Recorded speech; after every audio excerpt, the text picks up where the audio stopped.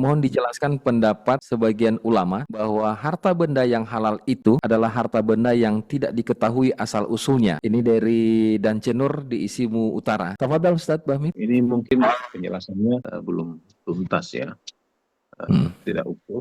Tapi biasanya kalau penjelasannya bila kita tidak mengetahui asal sebuah harta dan masuk ke kita, tentu kita tidak perlu harus misalnya datang orang memberikan harta ke kita.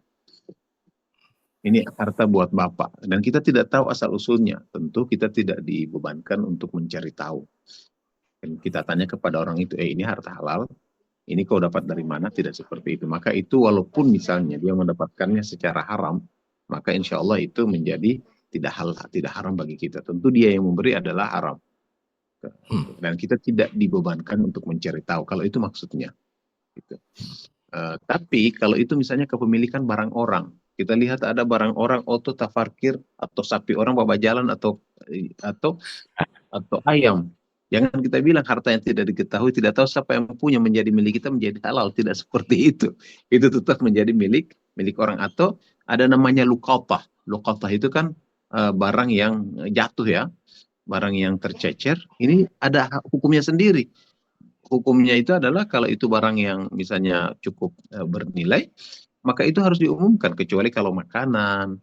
Kalau makanan jatuh dan sebagainya kita umumkan nunggu 1 tahun keburu busuk, maka itu tidak apa-apa kita sumbangkan atau kita konsumsi.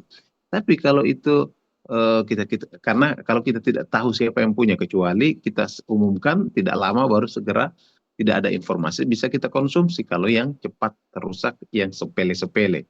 Tapi kalau yang bernilai, orang jatuh HP, orang jatuh duit dan sebagainya, kita umumkan. Setelah itu, yang kita mengatakan tidak tahu siapa yang punya, kita semua ambil. 1 tahun kemudian setelah diumumkan di Facebook, di media sosial, di RRI, ternyata tidak ada yang datang. Kalau seandainya dia datang, orang tersebut datang 1 tahun kemudian tetap harus diganti barangnya. Seperti itu. Jadi pertanyaan penjelasan ini kan tidak jelas pernyataan ini, sehingga kami juga agak kebingungan untuk menjelaskan secara jelas. Gitu.